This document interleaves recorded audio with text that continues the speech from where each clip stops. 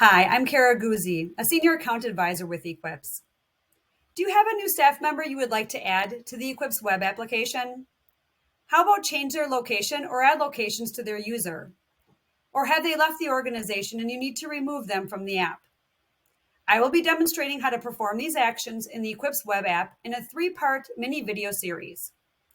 This first video will cover how to add a user to the application. So once logged into the app, click on Admin and Users. Click on the Invite Users button and click on the primary location for that user and click on Add your first user. Enter in that employee's full name, enter in their email address, change their role if different than customer employee, enter in their phone number and the extension if applicable.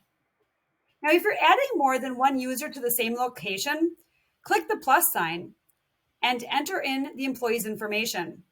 You can continue to add users using this method and then click Invite All. Once completed, the user will receive an email within a few minutes asking to complete their setup by creating their password.